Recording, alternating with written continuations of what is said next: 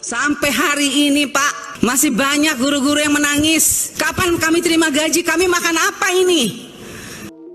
Anggota Komisi 10 DPR RI Anita Jakobagah marah besar pada Nadiem Makarim.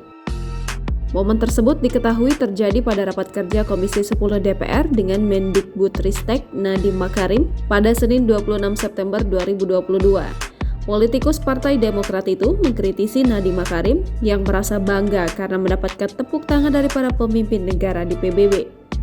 Ya, kemudian kami dengar di PBB Anda dengan bangganya ada 400 tim bayangan. Pertanyaan saya, tim bayangan yang Anda katakan dengan bangganya di sana itu, apa dampak positifnya, apa energi positifnya untuk Indonesia?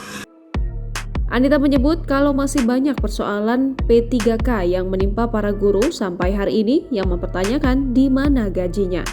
Menurut Anita, apa dampak positifnya dari tepuk tangan oleh negara-negara PBB sementara rakyatnya sendiri menangis? Sebab yang disampaikan Nadiem di PBB nyatanya tidak sesuai fakta di lapangan yang masih banyak persoalan. Sampai hari ini Pak, masih banyak guru-guru yang menangis. Kapan kami terima gaji, kami makan apa ini?